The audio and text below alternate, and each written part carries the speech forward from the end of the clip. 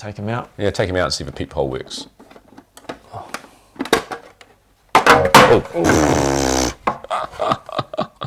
Did that break? No. No.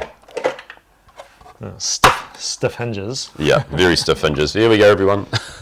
Survived. That's Now it's a convertible. That's definitely going at the start. Blooper section.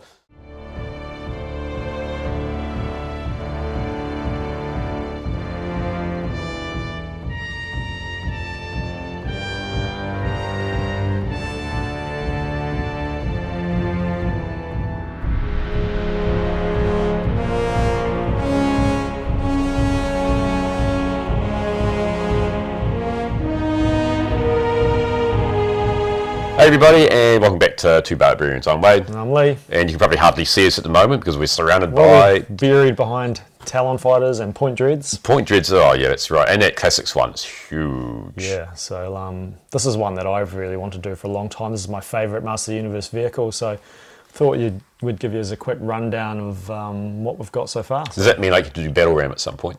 Yeah, if that's your favourite, sure. Oh, that's my favourite, I like Battle Ram. Okay. So should we get into this? Yeah, that's cool, yep, all right. All right, we'll start with the vintage. Yeah, well, I guess the first thing I was going to say, this is Lee's Talon foam point dread.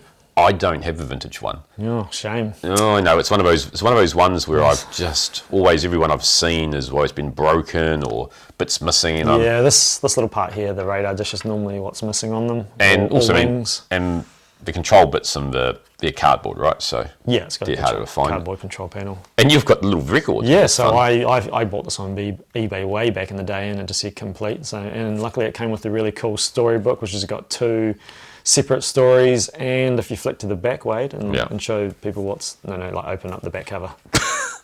Yeah, it's got a little vinyl in it, so that's really cool. And instead of having a cassette, you actually had to play it on your record player. And the actual artwork on it's actually pretty cool Brilliant. too. It's by Alfredo Alcala, my favourite mini comic artist. Yeah.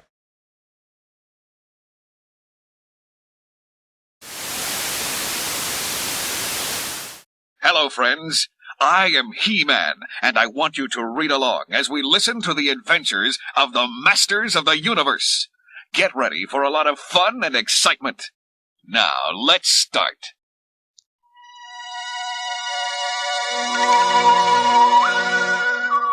Hidden deep within his mountain lair, Skeletor grins his deadly grin. His newest plot cannot fail. He has planned for everything. Everything, that is, except the power of Point Dread. As a kid, I always thought this was the coolest vehicle. And why? Just because I like the fact that it's hawk shaped, which reminds me of what was his name, the guy from Buck Rogers. It's not Hawkeye, was it? Can't tell. Anyway, the Hawk Man. In fact, do you watch Rick and Morty? No. Oh, okay. Well, then so you don't know. I don't really watch Buck Rogers. Well, there's a guy called Hawk person in the Rick and Morty who's heavily modelled after, I'm sure it was Hawkeye, but I could be wrong on Buck Rogers. And speaking of that, R.I.P. to, is it Gil Gerard? Gil Gerard, I yeah, think, he just passed away, so that's really sad. But I think it was 82. It's a good age. But I was probably more Flash Gordon, with Brian Blessed shouting lots. Yeah, you were probably too young when it was on TV, Wade. Yeah, I'm a few years older than you. And it was sort of like, back in the day, we didn't even have a video player. And so, in the schoolyard, we would talk about Star Wars, but Buck Rogers was on every week. So, yeah. And so, anyway, he had a Hawk ship. And so, anyway, with Master Universe, that's a Hawk ship. And it's got a really cool backstory. It's originally it was supposed to be sort of like a bit like Castle Grayskull, a neutral ship that they either side could have, and so it features in some comics where Skeletor was flying it, and it's got a really really cool story. So Point Dread is like on a mystical mountaintop somewhere, and if you scale to the top, then Point Dread is on there, and it's actually like a time machine. It's just got crazy powers. Really? Yeah. And another cool thing about the toy, which hopefully we'll get to show off later, is that it actually the base. So this is Point Dread, and Point Dread separates into 2 parts, and this top piece separates and then clips onto the top turret of Castle Grayskull. So just this bit here, right? This part, half, this top half. Yeah. And if we turn it around now, I can show you that there's actually that's sort of like a control panel, and it's just got like the cardboard control panel in it, which is another thing that's usually lost for it, but easily, reproduced. You can get scans of it and you can make your own, so it's pretty cool. And and I have the perch, and my perch has got one little broken tab there, but other than that, it still sits on pretty nicely. So it was only ever supposed to be designed just for the Talon Fighter, just to sit on those two bits. It doesn't clip in properly or anything like that. No, it just sits on, and so the feet are like nicely shaped to just sit on. There's like little tabs. That's quite cool, yeah. Yeah, and one interesting thing about it, as far as a toy goes, so it doesn't really have any special features, but it does have a handle at the back. So so you can be exactly. And another thing I really like about the ship, other than the awesome, I think the colours are really cool. One thing I really loved about it is obviously having an opening canopy, but you can actually fit two figures in there. So one faces. No, they both face the same way. Yep, they just both face front ways. One's legs go right down into the front there, and it's got some really cool stickers that will show off. And one thing about the stickers is if you look at them, they're sort of, there's an axe and a medic kit and a gun, and I don't know what that is, but I always laugh that it looks like a fly swatter. Or a spatula with a thing. Or a spatula, but I think, if there's a bee or something flying around inside the cockpit. Buzz off little bees. Yeah, you don't want to be get the gun and try and shoot that fly, so you've got the fly swatter there. It might be one of those little calls where you push a button and it's got the electric bits in it. That might be fun. Almost like steam pressure gauges. There's even a notepad in there. And in here there's like big pull down switches like you'd see in Frankenstein's laboratory. And there's an axe. Steampunk. There's an axe and like a little vial or something. I think that's like a horn. Yeah, it says in case of fire, break glass. So it is a horn. Yeah, so it's very steampunky. Yeah. Which is that's my favourite aesthetic of Master Universe is the early canon. So obviously this rotates, right? So you can have it facing you which direction you want, which is quite fun. So who would you put in your Talon Fighter? If you me, it's more of like the heroic warriors sort of a thing. So possibly just normally always He-Man, I guess. He-Man in the front and Tila or Man-at-Arms or just one of the other heroic warriors going on a mission with He-Man. And that's a debate we could have actually, where we get all of our vintage ones and actually all our vintage vehicles and put in who we think should actually be who would be the pilot. Who would be the pilot or who would be in display, because to me He-Man rides Battle Cat, right?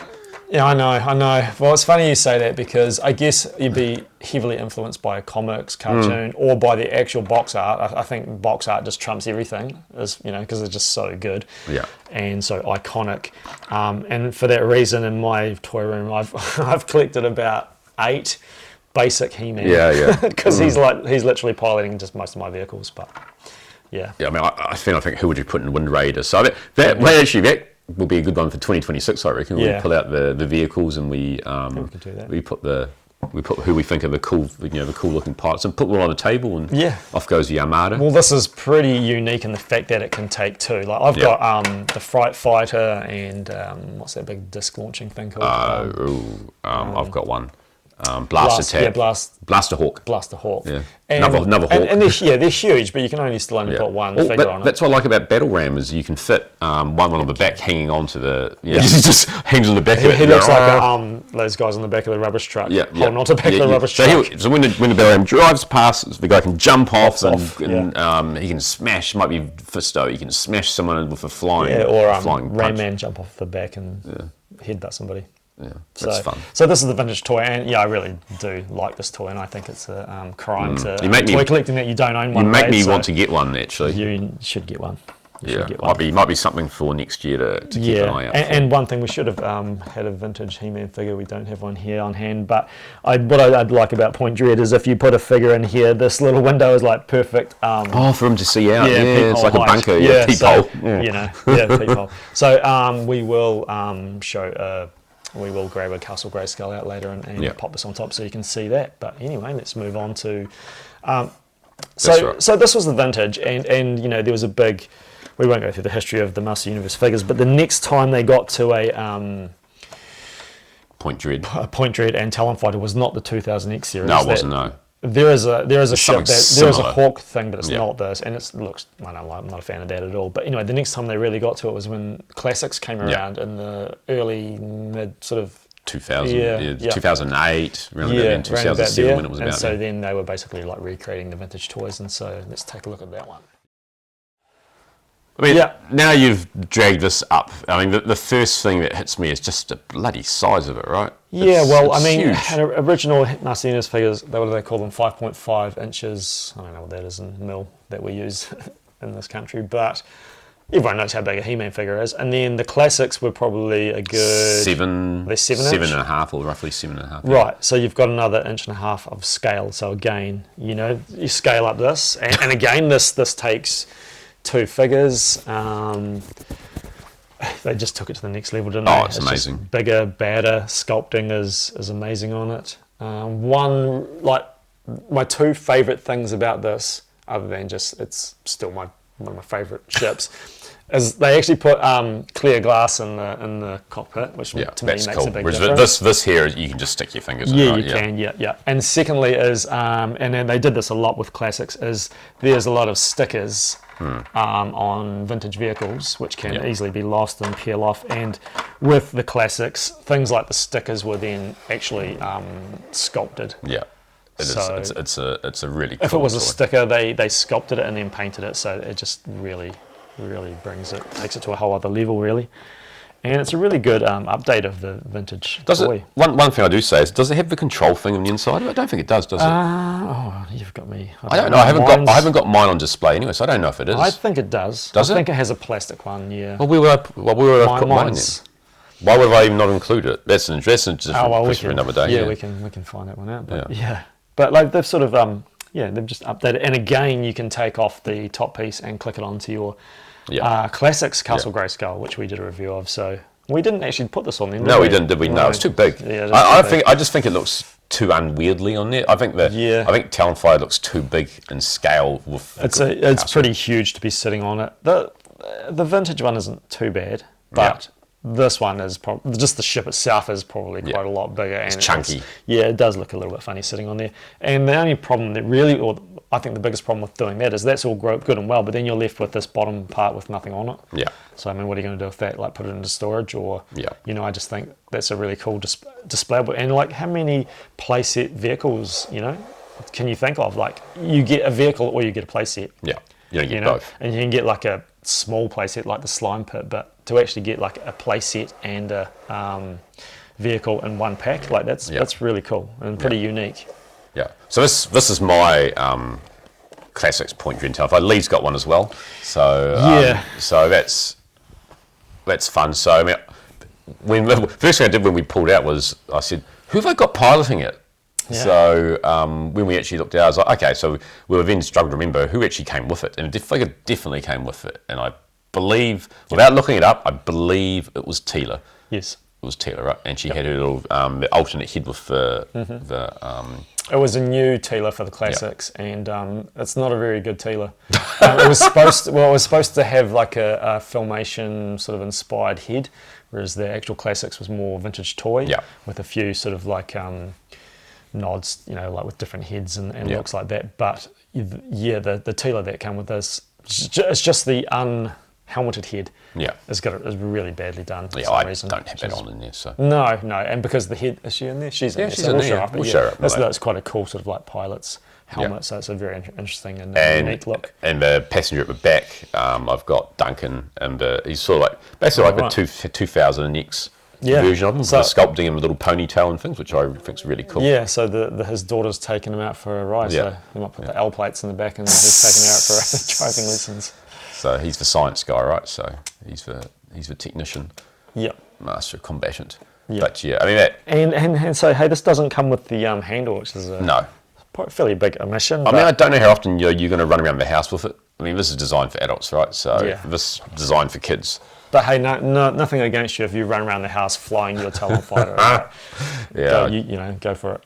And then some of these bits here, like I'm sure when you actually built it, you had to install these top guns, right? Yeah, I noticed these guns were a bit wobbly on yours. Wobbly, so I don't know if they were. Yeah, I'm pretty sure that those ones you actually and these install wings yourselves. Probably weren't attached just to make it fit in the box. But and it was a massive box that this came in. I remember getting that in the mail because these were sort of like subscription or they were add-ons and. We were getting these in the mail. And I just couldn't believe how big it was when it arrived. I was like, holy moly, it's huge, right? Yeah, and the box had really cool art, so because the battle ram's not when you get the battle ram's cool, but in terms of scale, this thing's just ridiculous. Yeah. The Roton's quite big. that came out, but don't and Wind Raider as well. But this here is, it can just take up easily a little layer on your shelf, which it does for me, and I guess that's the magical mountain part in my my display. It's just up on a little bit by itself, and I've got the 2000X Sorceress Classics figure up there with it, and the Hurricane Horde. Just some odds and sods. It just makes a nice little diorama backdrop, and you can sort of, on your shelf, you could have you could have it like that, and then you can sort of like populate the inside of this. So why don't you take Duncan out and see if the peephole works for him out of here? Look. Does he fit, Wade? No. His peephole doesn't quite work. Look. Oh no. Oh. He has to get up on his tippy toes, but luckily he has the articulation to go on his tippy toes. Or you could have him hanging. Actually, there's a couple of little slots I can show you. You can have him hanging up there. It's definitely. Yeah. You can sort of have him just like that. See, there we go. Wow. I wonder why they. Why didn't they do that? Yeah, who knows? Maybe it just looked a bit small, unimpressive. Anyway, but like this is supposed to represent a mountaintop, so nothing's to scale anyway. No. So. Mountaintop, yeah. I actually know we bloody 3D printing a mountain. There's a door. There's a door on there. Like, look how small that door is. Yeah, that's an actual door. It's a door for a little mouse to get through. Little mouse. Yeah, little mouse to get through. Or cocoa. Because that door is not in the vintage one, so no. But even the stairs, they're supposed to be the stairs up to the top of the thing. So, but yeah, as a standalone toy, it's a beast, right? It's awesome. It is. It's a beast. Okay, so then since then there's been a few other versions. Yeah. Oh, actually, just quickly, one thing I missed. Actually, I should have said, but with the vintage, around about the time of the vintage, there a company called Monogram did model kits. Oh yeah. And they were snap together model kits, so you didn't need to glue them, and they did Talon Fighter without Point Dread. They did Attack Track, and they did Roton. Yeah. They did those three.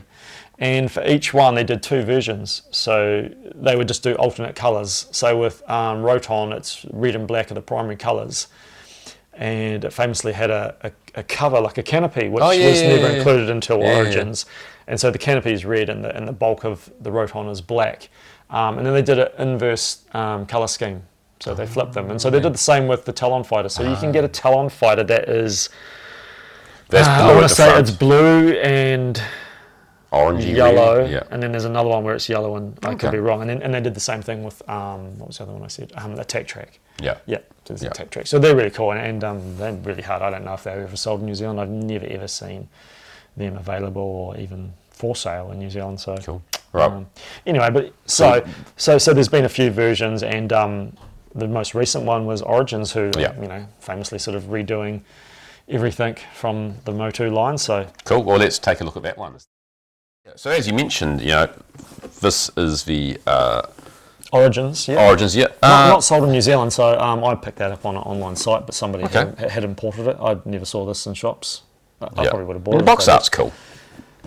That's one thing about Origins, right? Like, I know we've sort of given them a bit of stick for being cheap and have cheap plastic, but they are cheap, so that's actually a plus in some people's eyes. And the box art's brilliant in all this stuff they've put out, so it's quite a sizable box. So, disclosure, I haven't actually ever opened this. I was kind of waiting. I suppose I got this at some point this year when we were doing this, and I thought, not that we really do like unboxings, and especially unboxing of a modern toy. Modern toy, Who wants to see that? But neither of us have actually seen this. So, well, since we've had the vintage and the classics out, there's no harm in just quickly, putting it open and Because one thing it says on the back is that it comes with an outpost cannon. So they've made some additions, which is cool. So let's just, we'll just quickly, what do you think of the that artwork? So there's the mountaintop that we talked about. Like there's a mountaintop and Stratos. How do you even get up to the mountain? He-Man and Teela. So you're saying about who pilots it? Well, He-Man and Teela. But then on the front there's He-Man and Zodak. Yeah. But Zodak doesn't really need to get involved in any of this stuff, right? He's like a cosmic enforcer. He just does his own thing, really. If you'd read that or listened to that story, Zodak actually tells He-Man about. He tells him about Point Dread. So He-Man doesn't know anything about it until Zodak reveals it, and then so that's why he's in there. Oh wow, okay. Sweet. Oh, that's interesting. Yeah. So again, this is for packaging. It's all lots of tissue type paper, right? I'm trying to pay attention here because this is quite possibly going to go back in the box. Yeah. As I'm having space issues at home. No, aren't we all? Yeah, it's got that. First thing I noticed that colour is that sort of bright green colour. I mean, that's okay. It needs to match with the colour of the existing grayscale. I've just found the handle. You'll be happy about that. Yeah, handle optional this time, right? Yeah. But I mean, if I don't put on the handle, how am I going to run around the house and fly it? So yeah. So the first thing I also note is that this part here, it's actually it's plastic, right? Yep. Sculpted. So it makes me wonder about the Classics one, if I have it or what do I do with it. So I'm sure you've just misplaced it.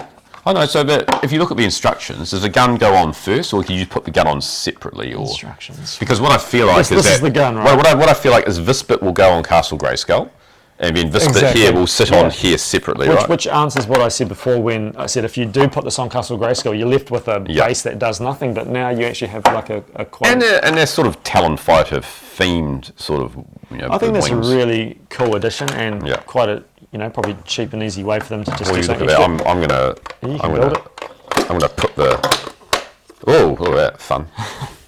And again, the wings, they just slot in, right? And I feel like these ones here, and the vintage ones, they actually just slot in. They go in and then go down. These ones here just clip in. They fall out quite easily. Those look like they'll be a bit more sturdy. Yeah, these just clip in. You can hear them. I don't know if you're gonna be able to take them back out. Crunch. You might need to get your hairdryer out.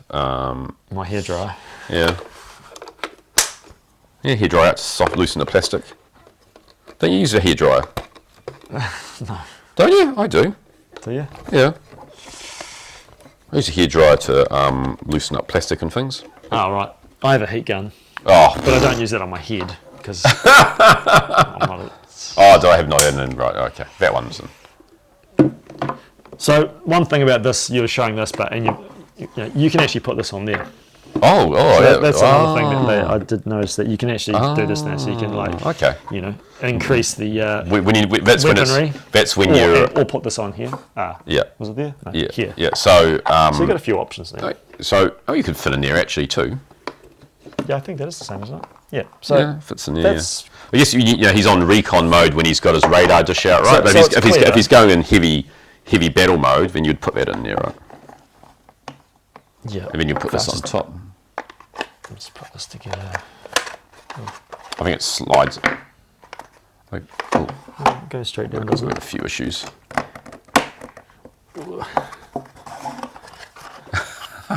Click in. There we go. Okay. So that does twist, which is cool. And then I feel like this will just sit on top. Oh no, it does clip in.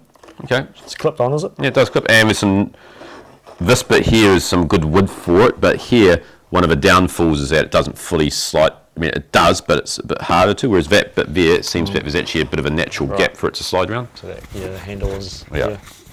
It may just be your one, I don't know. But, there's some nice wood around that side.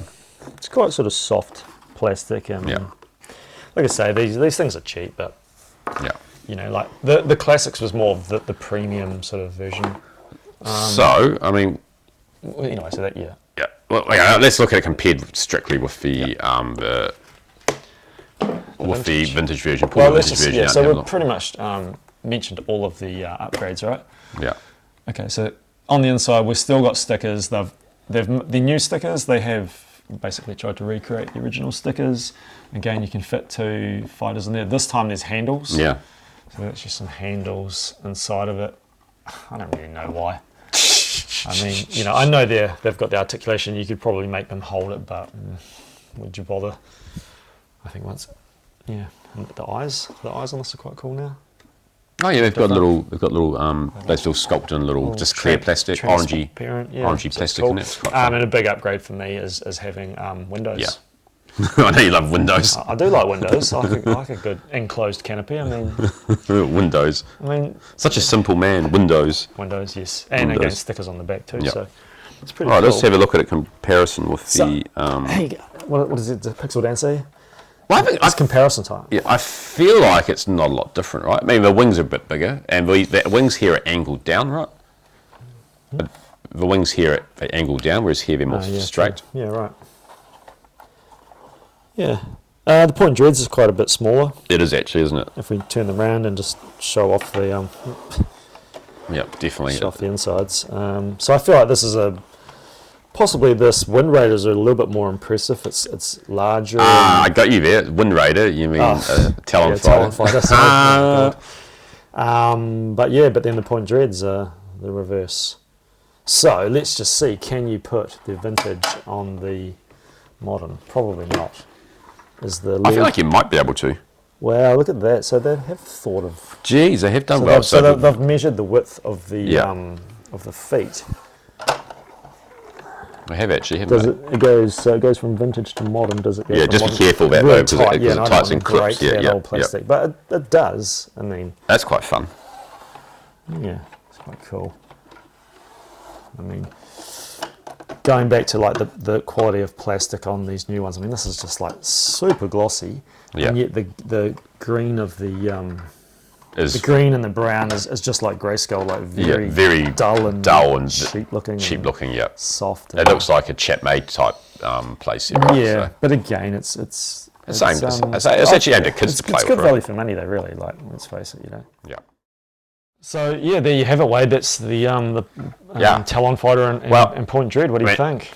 It's pretty cool, and I don't have the original one, and I don't have the Origins one, so it is nice to just have a look at them and because you have this pretty much like the ultimate version of it. Do you feel the need to collect the vintage? Well, I do feel like I need the vintage one just because my collection's pretty good shape, really, and in terms of classic vehicles. I think that's the only real one. It's fairly iconic. Yeah. I mean, even though I'd probably put this at number one, I would still think, without my bias, that it's still really in the top 5 Master Universe vehicles. It's one of the earlier ones, and personally, I think a lot of the earlier stuff is far more iconic than the likes of Fright Fighter and Blaster Hawk and even Laser Bolt. Monstroid, yeah. So, I mean, I would just have to say, yes, you need it. Yeah, I do need it, actually, so... But in saying that, and if you don't have the original, but you do come across the Origins, I would still recommend grabbing that possibly as a, if you come across it and it's cheap, like why not? It's, I mean, Origins, I've almost got out of that line altogether, really. The only thing I've been getting are the odd figures which aren't part of the main line. So, some of the Sunbeam and then a few bits and pieces here. But I've been a little bit disappointed with, some of the Kit Bash figures they've done, and they've just stuck on parts. Although they're original characters, they're a little bit. I just don't feel like they have. You look at Fangor, for instance. I don't feel like they have the love and attention that the classics ones would put to. There's been a few cool ones. Who's the Scorpion guy? Oh yeah, Stingor. He's quite good. Shirella's quite fun too. Shirella and the Hero weren't too bad. I think they were quite good, but. Yeah. Outside of that, I think I'll stick with the vintage and the classics. Yeah. Okay. So we'll keep an eye out for a nice, tidy, vintage Talon Fighter Point Dread for you. Awesome. All right, everyone. Well, thank you for watching. Don't forget that like and subscribe button. And we're still working on that little exit video part of it. So until next time, see you soon. Later. Bye.